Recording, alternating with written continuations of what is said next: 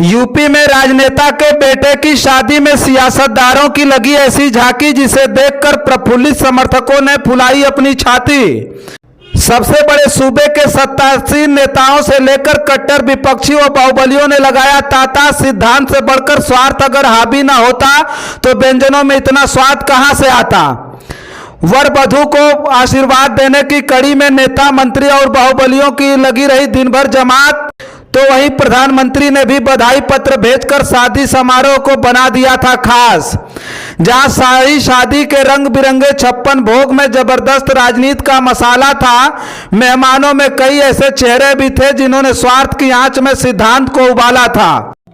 दरअसल देश के सबसे बड़े सूबे उत्तर प्रदेश के फायर ब्रांड नेता सुभाषपा प्रमुख ओम प्रकाश राजभर के बेटे अरुण राजभर की शादी की चर्चा उत्तर प्रदेश के राजनीतिक गलियारों में छाई रही। अरुण राजभर सुभाषपा के राष्ट्रीय प्रवक्ता भी हैं, जिनकी शादी गाजीपुर के सादात की रहने वाली निकिता से 11 जून को संपन्न हुई, जिसके बाद रिसेप्शन का कार्यक्रम 13 जून को उनके पैतृक निवास सिंधौरा थाना अंतर्गत फतेहपुर खौदा वाराणसी में संपन्न हुआ। आशीर्वाद कार्यक्रम में देश के प्रधानमंत्री से लगाए देश और प्रदेश के बड़े बड़े नेताओं बाहुबलियों को आमंत्रित किया गया था। कार्यक्रम में सुबह से वीआईपी वीवीआईपी लोगों का तांता लगा रहा। क्या नेता, क्या मंत्री, क्या बाहुबली, सभी नवविवाहित जोड़े को आशीर्वाद देने पहुंच रहे थे। आम से लेकर खास लोग इस शादी में बने व्यंजनों का स्वाद बड़े चाव से ले रहे थे। इस शादी को लेकर सियासी गलियारों में जो खिचड़ी पक रही थी, उस पर विस्तार रूप से हम आपको चर्चा करके बताएंगे। लगातार 2 दशकों से भी ज्यादा समय से राजनीति में सक्रिय ओम प्रकाश राजभर तब सुर्खियों में आ गए थे जब उनके जनाधार पर पूर्वांचल में भरोसा कर भारतीय जनता पार्टी ने 2017 में सुभाषपा से गठबंधन कर लिया था। देश में मोदी लहर की शुरुआत थी। बीजेपी को यूपी का बनवास अब रास नहीं आ रहा था। उत्तर प्रदेश में सत्ता के लिए सपा और बसपा को सूबे की जनता ने विकल्प मान रखा था। वहीं राजभर अपने समाज के वोट पर मजबूत पकड़ बना चुके थे, लिहाजा भाजपा को उन पिछड़े वोटों की आवश्यकता थी जो सपा और बसपा की सरकार में उपेक्षित थे। तब राजभर को मिलाकर बीजेपी ने उन्हें 8 सीटें दी थी, जिसमें सुभाषपा ने 4 सीटों पर शानदार जीत दर्ज की और पहली बार जहूराबाद से जीतकर ओम प्रकाश राजभर विधानसभा पहुंच गए थे और यूपी की नई सरकार में कैबिनेट मिनिस्टर बन गए। ओम प्रकाश राजभर अब यूपी के वह नेता बन गए थे जिसने अपने खुद के संघर्ष और काबिलियत से यूपी जैसे बड़े सूबे में अपनी पहचान बना ली थी। बढ़ती नई ताकत और कद के बीच राजभर के तेवर भी 7वें आसमान पर आ गए थे। योगी सरकार में मिले मंत्रालय से असंतुष्ट राजभर ने अपनी ही सरकार को कटघरे में खड़ा कर दिया था। योगी सरकार में मिनिस्टर रहते हुए राजभर बीजेपी को खूब खरी खोटी सुनाने लगे थे, मानो बीजेपी उनके ही दम पर उत्तर प्रदेश की सत्ता में टिकी हो। दौर था 2019 का। देश में लोकसभा के चुनाव की सरगर्मी तेज थी। भाजपा इस समय कोई जोखिम नहीं लेना चाहती थी। इसका फायदा उठाते हुए राजभर मीडिया चैनलों में खुलकर बीजेपी के खिलाफ बयानबाजी करने लगे थे। 13 अप्रैल 2019 को यह तय हो गया कि बीजेपी राजभर की कोई बात नहीं मानने वाली है। लोकसभा चुनाव को लेकर पेच पूरी तरह फंस गया था। तब तक राजभर ने अपने 39 लोकसभा प्रत्याशियों की सूची जारी कर दी। राजभर योगी कैबिनेट से इस्तीफा देकर अलग हो गए। हालांकि 2019 लोकसभा चुनाव में राजभर कोई भी कमाल नहीं दिखा पाए। उसके बाद फिर समय बदला। वक्त आया 2022, यूपी में विधानसभा का चुनाव होना था।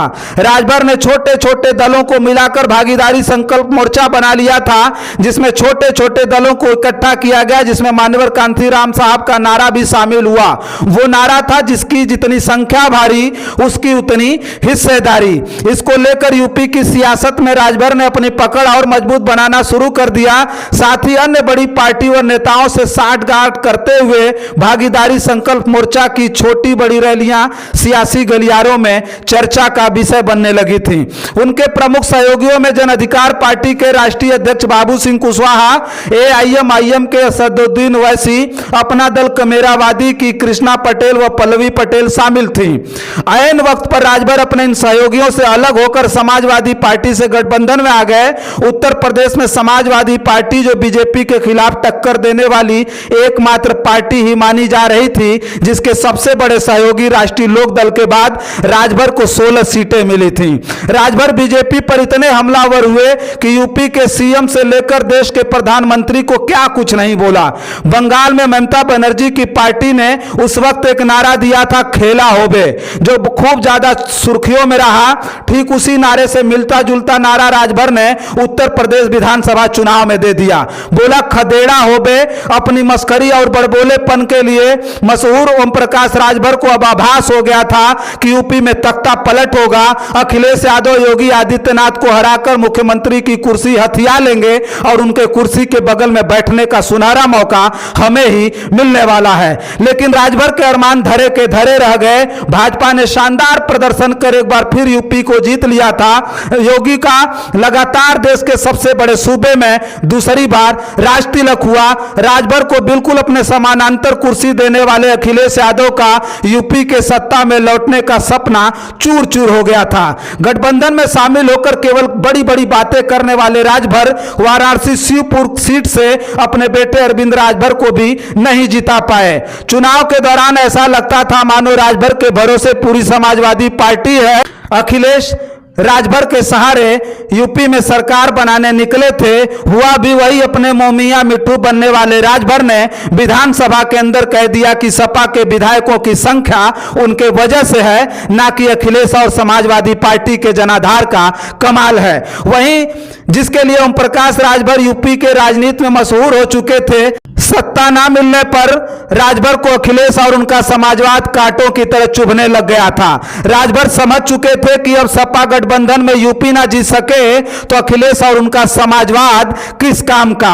लिहाजा अखिलेश ने राजभर की मानसिकता को पढ़ते हुए पार्टी गठबंधन से मुक्त कर दिया। सत्ता की दूरी और पार्टी के भविष्य की चिंता अब राजभर को खाने लगी थी। उनकी वैचारिक और सिद्धांत विहीन फितरत को देख तमाम बड़ी छोटी पार्टियों ने इनके लिए दरवाजा बंद कर लिया और राजभर पर अब विश्वास जता दिया। कहा गया कि राजभर भरोसे के लायक नहीं है।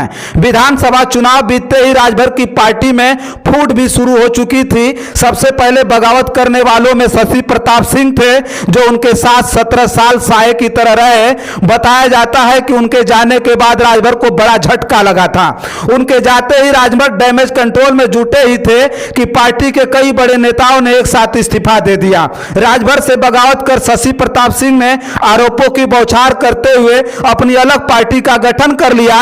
अब राजभर संभावनाएं तलाश रहे थे। इस बीच छोटे बेटे पार्टी प्रवक्ता अरुण राजभर की शादी में पीएम मोदी का बधाई पत्र आया, जिसे लेकर 2024 लोकसभा के लिए राजभर बड़े आसार की उम्मीद कर रहे हैं।